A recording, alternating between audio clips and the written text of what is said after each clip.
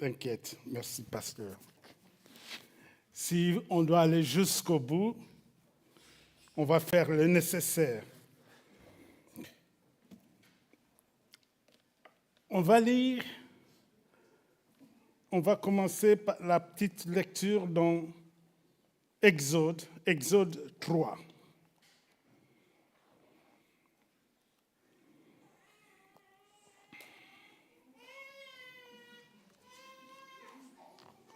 OK. Exode 3, on va lire au verset 5.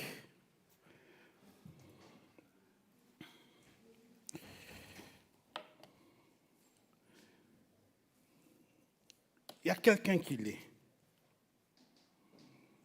Dieu dit, ne t'approche pas d'ici, Oui. retire tes sandales, car l'endroit où tu te tiens est une terre sainte. OK. On connaît cette histoire, c'est Moïse qui se retrouve, et là, il y a le buisson qui brûle, qui ne se consume pas, et voilà, l'Éternel appelle Moïse. Moïse, Moïse. Et l'Éternel dit, Moïse dit, me voici. Et l'Éternel lui dit, Moïse, parce que Moïse voulait s'approcher, ne t'approche pas. Parce que là où tu vas t'approcher, c'est une terre sacrée. Et ce matin, mon frère, ma soeur, je vais te rassurer, tu as bien fait de venir. Parce que le sujet que je vais parler aujourd'hui, c'est un sujet que je crois que j'ai déjà prêché. Et quand je suis allé au Congo, c'est revenu. C'est revenu. Et je n'ai pas l'habitude de demander au pasteur, j'ai quelque chose. Il est là, il peut témoigner. Je ne l'ai jamais demandé. Mais cette fois-ci, je lui ai dit, il y a quelque chose qui brûle en moi. Et parce que l'Éternel veut te parler exceptionnellement pour toi aujourd'hui. Et l'Éternel te dit, avant même que je te parle, avant que tu entendes ce qui est en moi, je veux que tu enlèves tes sandales. Je veux que tu enlèves tout ce qui n'est pas de moi. Parce que moi, l'Éternel, je suis saint, je suis propre. Enlève ce qui est en toi, qui n'est pas de moi. Parce que là, il y aura une bonne occasion, un bon moment où on va parler ce matin entre un papa et son enfant. Amen. Et l'Éternel dit, enlève tout ce qui n'est pas, ne t'approche pas de moi si tu n'es pas propre. Alors, tout en écoutant, humilie-toi. Demande pardon à ton Dieu. Amen. Demande pardon. Seigneur, je veux vraiment être propre à tes yeux. Je veux, Seigneur, m'approcher de toi comme toi tu veux. Amen. Alors, on va continuer. Restons dans chapitre 3. On va lire le 7 et le 8.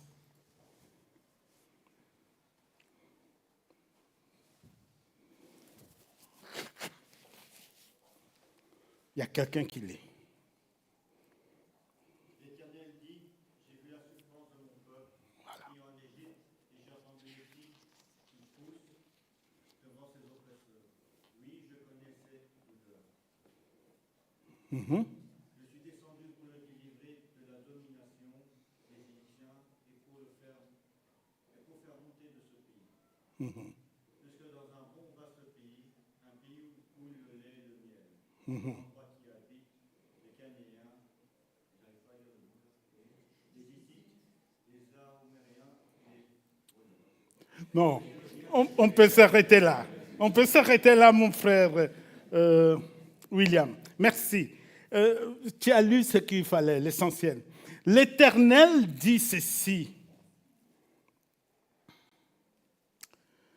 L'Éternel dit, j'ai vu la souffrance de mon peuple. J'ai entendu des cris. Je connais la souffrance, les douleurs.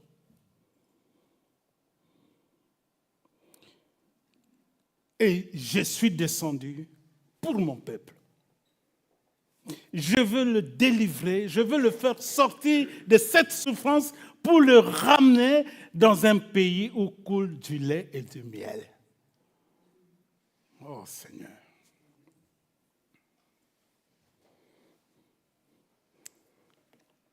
C'est pour toi aujourd'hui. Le Seigneur dit, je vis ta maladie. Je vis. On a parlé de stérilité. Ah, on n'arrive pas à avoir un enfant. Mais le Seigneur dit, je vis ça. Je le sais. Je connais. Tu es à la recherche du travail. L'Éternel te dit, aujourd'hui, je veux ta démarche.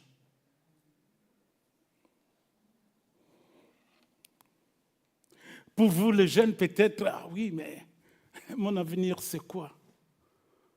Je n'ai que 15 ans, 17 ans, je n'ai que 20 ans. Je vous rassure, c'est l'âge que moi, je préfère. Hein? C'est l'âge où on rêve. Hein? Si on pouvait reculer, ben. Et tu te dis, étant jeune, mais c'est quoi mon avenir? C'est quoi? L'Éternel te dit, je veux ton besoin.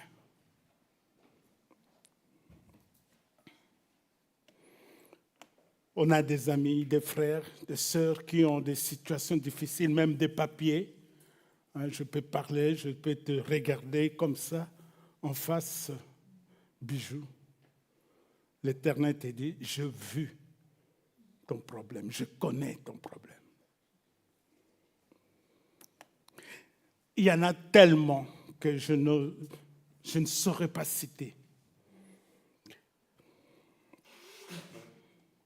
Il y a des souffrances ou des douleurs que tu te dis, oh, ça c'est insignifiante, mes douleurs.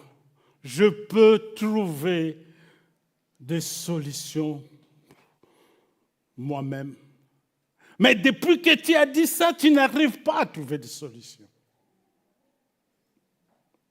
Et l'Éternel te dit, je veux cette souffrance aussi.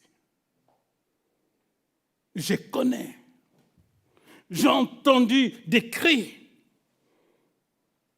Ah oui, peut-être j'ai un caractère qui n'est pas bon. Tout le monde le dit, que je ne sais pas vivre avec des gens. Oh Seigneur, je ne sais pas. Et l'Éternel te dit, je connais ton problème.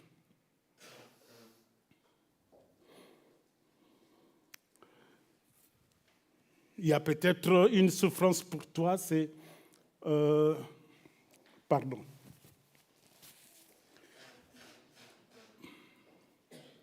Tu sais la date où tu as commencé de fumer. Mais tu n'arrives pas à arrêter. Tu te dis, je veux arrêter. Mais l'Éternel te dit, je connais ton problème.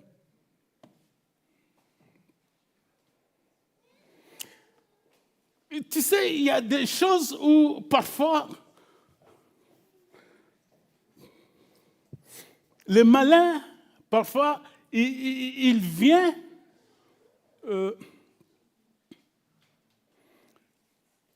nous déstabiliser.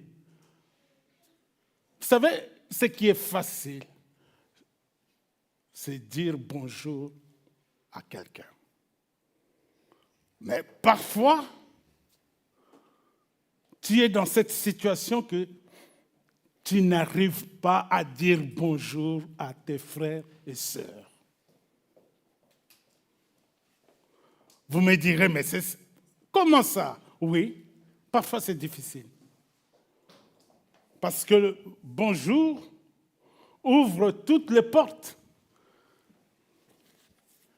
Quand tu vas, je ne sais pas quel pays je vis à la télé, ils se disent bonjour, je ne sais pas, on ne se tape pas les pieds. Mais c'est une manière de connaître. Vous savez, en Afrique, vous saurez tout de l'Afrique, hein, parce qu'à chaque fois, quand je suis ici, je vous parle de l'Afrique. En Afrique, le bonjour, on se tient comme ça dans certaines tribus, hein, pas tout le pays, pas toutes les tribus du Congo, mais dans certaines tribus, on se tient comme ça la main, bonjour, bonjour, mais on reste 5 minutes. Parce qu'il y a un qui parle. Comment ça va chez toi? Comment va ta femme? Comment va ton fils aîné? On demande tout. Et l'autre, oui, ça va. Mais il attend son tour aussi, hein?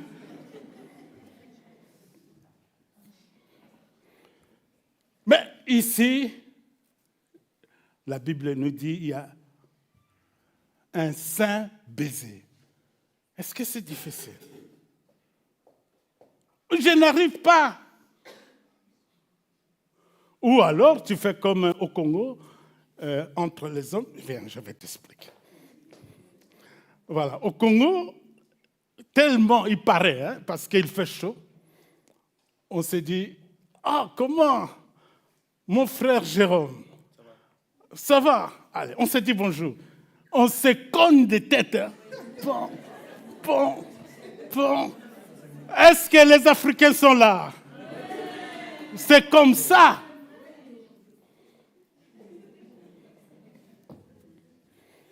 Mais toi, tu n'arrives pas à ce saint baiser.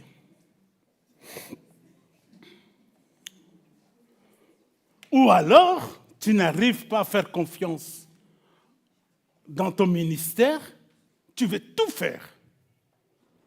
Tout en sachant que, oui, c'est bien. Mais attends, dans ce ministère, tu n'es pas seul. Tu as des frères et sœurs. Demande leur avis aussi. Non, c'est bon, je suis persuadé que le Saint-Esprit m'a parlé, c'est bon. Ça doit être comme ça. Ce matin, l'Éternel va te parler. Il va te parler. Mais je veux quand même te dire que souvent, des souffrances peuvent se transformer en bénédiction. Souvent. Quand tu lis dans Job, tu n'as pas besoin, je vais lire ça. Job 5, 17, la parole nous dit ceci. Ainsi donc, heureux l'homme que Dieu avertit. Aujourd'hui, Dieu est en train de t'avertir et qu'il ne rejette pas l'instruction du puissant. Merci, Ange Claudine. Dans ton témoignage, tu as dit plusieurs fois, Dieu est puissant. Et c'est le titre même de ce message. Dieu est puissant. Et on va voir pourquoi. Dieu est puissant. Amen. Mais si on ne fait pas attention, le message que tu vas entendre aujourd'hui, on peut lire ça. C'est dans Jacques 1. Jacques 1, le verset 23-24. Jacques 1, 23-24. Il y a quelqu'un qui lit? En effet, si quelqu'un écoute la parole et ne la met pas en pratique, il ressemble à un homme qui regarde son visage dans un miroir, tout comment il était. Attention. Tu peux oublier parce que l'Éternel va te parler. Souvent, qu'est-ce qui arrive? Tu rentres après le culte, tu rentres chez toi et soit l'orateur il a parlé trop vite que tu n'as rien compris et tu rentres à la maison, mais qu'est-ce qu'il a dit? Qu'est-ce qu'il a dit? Je n'ai pas bien saisi. Ou alors, oh, le message d'aujourd'hui, le Seigneur a touché mon cœur. Tu rentres chez toi. Mais attends, mais qu'est-ce qu'il a dit? On oublie. Et le Seigneur te demande aujourd'hui, n'oublie pas. Il y a quelque chose d'important pour toi. Ou alors, on n'oublie pas, c'est dans Matthieu 7, 26.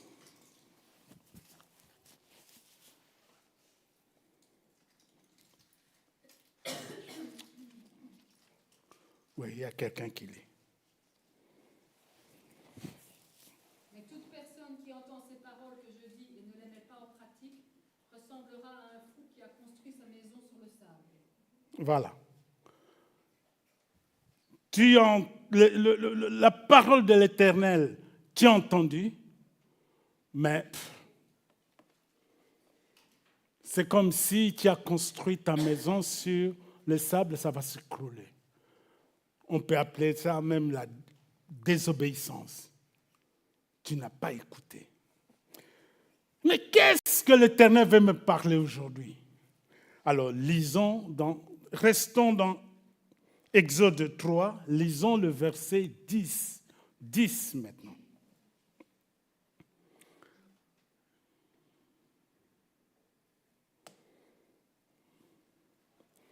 Oui, il y a... Maintenant, vas-y, je t'enverrai vers le Pharaon et tu feras sortir d'Égypte mon peuple, les Israéliens. OK.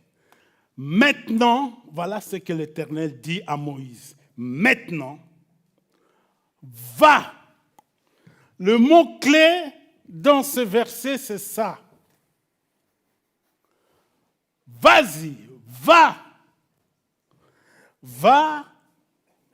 Je t'envoie auprès de Pharaon pour faire sortir mon peuple.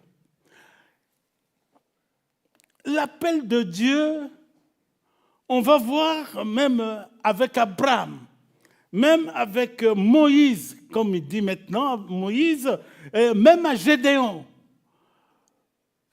même à Paul, quand l'Éternel donne ordre, c'est impératif, va.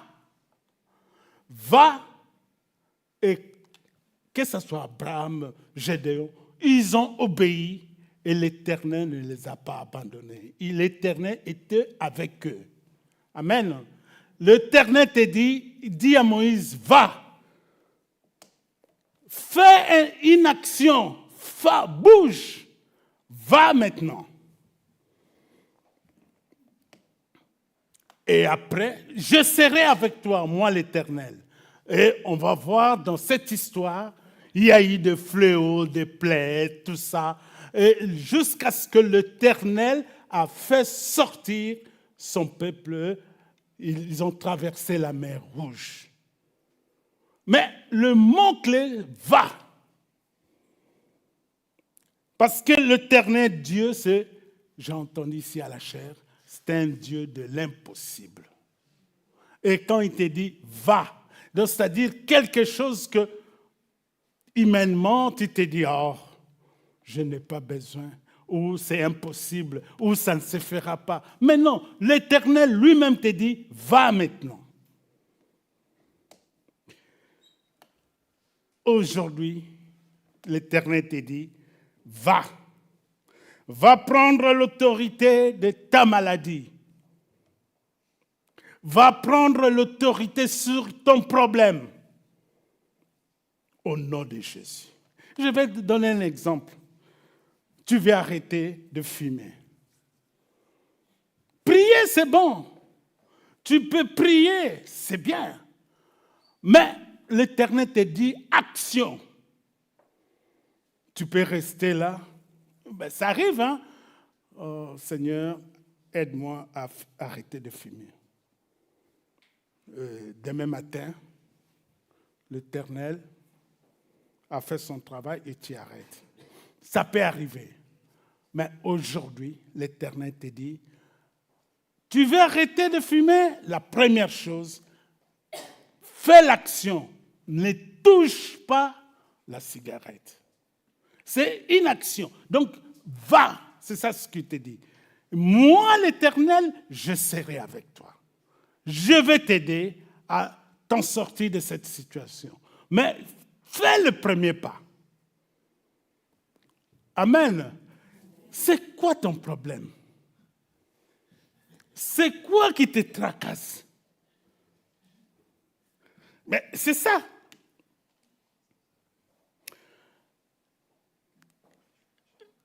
Moi, je vais te dire une chose.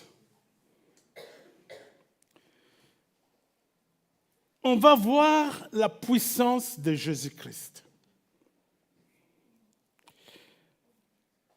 Quand nous lisons va déjà dans Jean 11.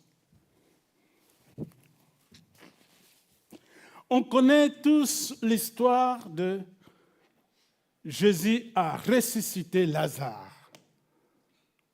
Qui ne connaît pas cette histoire? Tous, on connaît, n'est-ce pas? Amen. On connaît.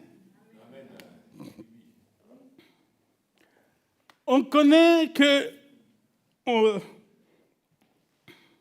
Jésus était ami de la famille de Lazare. Que ce soit Lazare, que ce soit ses deux sœurs. Jésus était ami. À Béthanie, donc c'est là où Jésus se disait, il est allé plusieurs fois là-bas. Et Lazare était malade. On envoie quelqu'un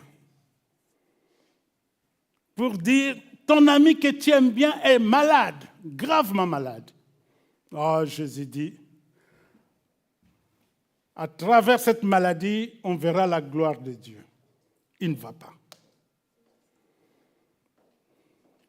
Est-ce que ton problème? Je ne sais pas. Est-ce que ton problème?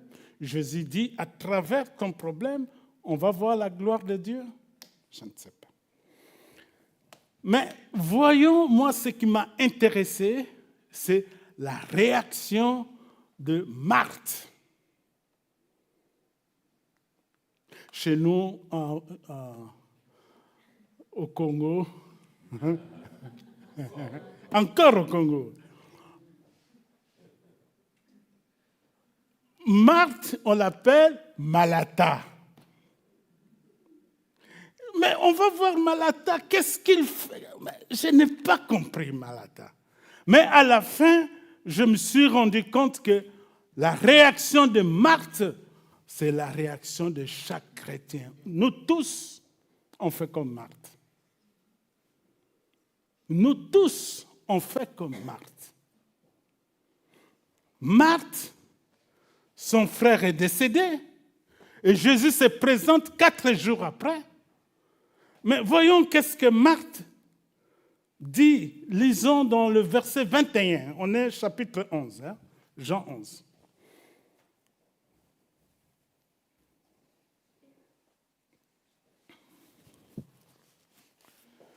Marthe dit à Jésus ceci. Seigneur, si tu avais été ici, mon frère ne serait pas mort. C'est vrai. Et il rajoute au verset 22. Elle le rajoute, pardon, au verset 22. Mais je sais que maintenant encore, donc en d'autres termes, je sais que tu peux le faire encore. Tout ce que tu demanderas à Dieu, il te l'accordera. Amen. Retenez bien le verset 22. Marthe. Jésus répond calmement. Ton frère, au verset 23, ton frère ressuscitera, lui dit Jésus. Marthe va commencer à parler à Jésus. Oui, vous pouvez lire ça même à la maison. Oui, il va ressusciter le dernier jour. Non, Jésus lui dit, moi, je suis la résurrection et la vie. Celui qui croit en moi, tu l'as dit, pasteur, hein? Celui qui croit en moi ne périra pas. Amen. Jésus lui dit calmement.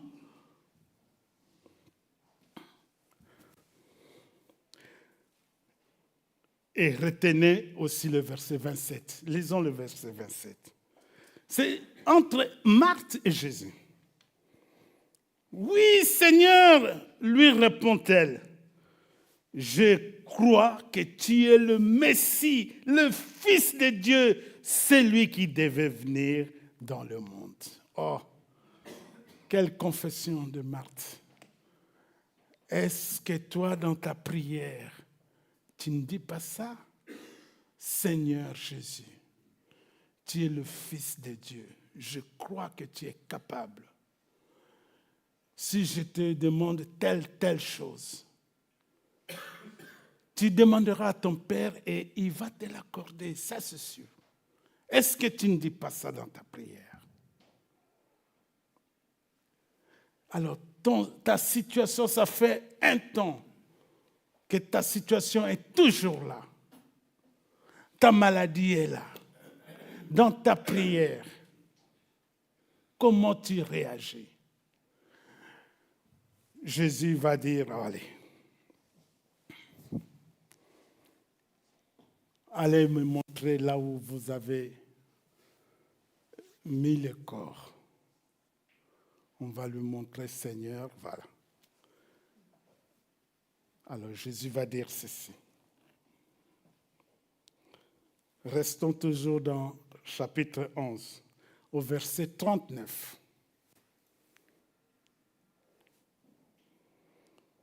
Jésus dit simplement, enlevez la pierre,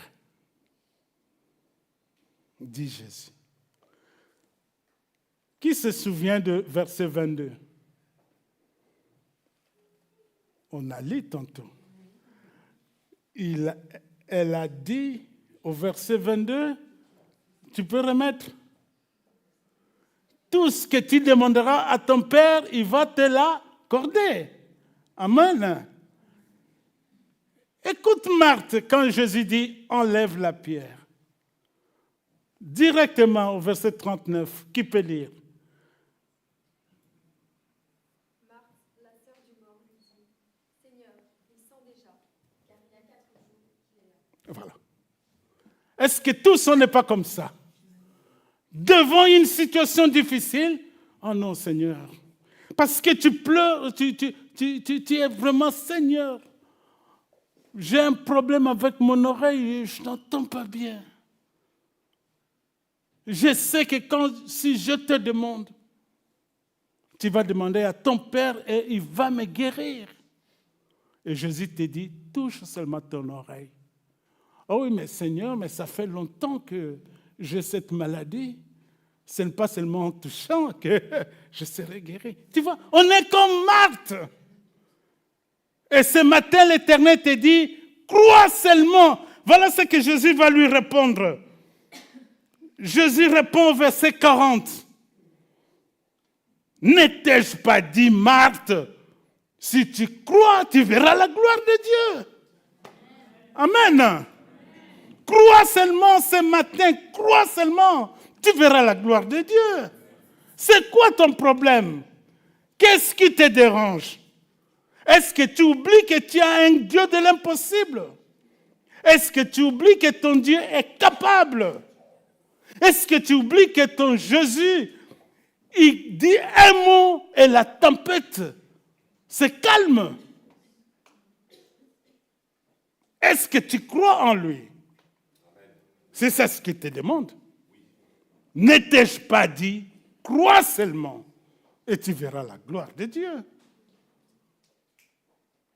Amen.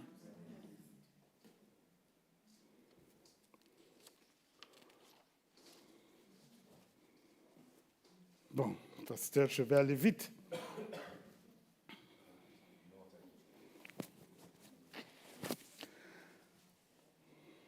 Je veux t'encourager.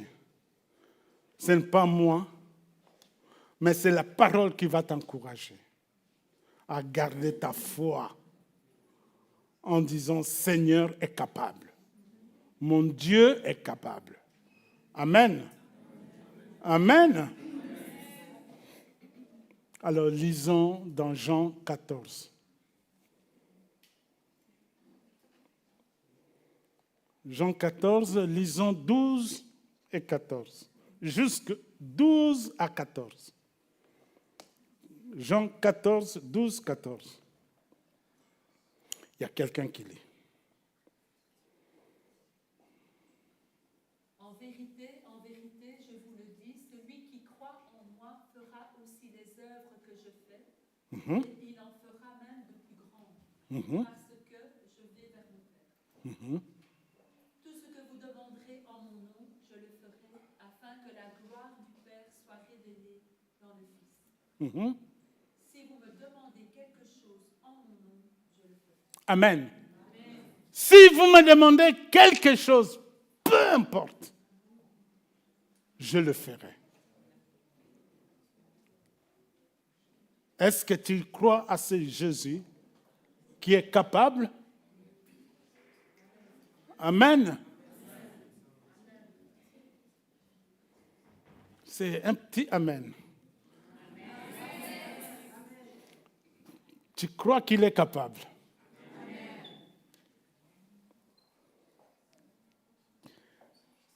Encore, je vais vous bombarder encore d'autres versets. C'est dans Romains 10. Et je suis à la fin, pasteur. Romains 10, on va lire 9 et 11. Là, tu dois avoir cette conviction, dire « Amen, je crois ».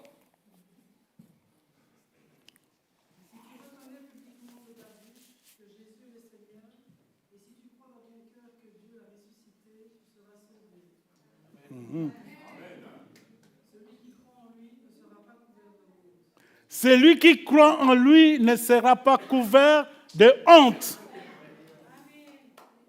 Amen. Ta situation, que tu cherches du travail, crois en lui, tu ne seras pas couvert de honte. Crois seulement, non seulement avec ta bouche, mais dans ton cœur aussi. Dans ton cœur. Dire que je crois que Jésus est le Seigneur. Il est capable. Et nous avons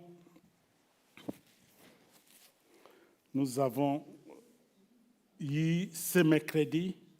C'est dommage qu'elle n'est pas là, ta femme. C'est elle qui avait présidé. Et ce chant, j'étais touché. J'étais touché le mercredi. Parce qu'elle parlait aussi de la puissance. Dieu est puissant. Je disais, Alice, c'est mon message, s'il te plaît. Alors, ce chant, j'aimerais, si c'est possible, si vous pouvez chanter, ce chant qui dit ceci. Écoutez. Dieu de l'impossible, je sais qu'il peut tout accomplir. Amen.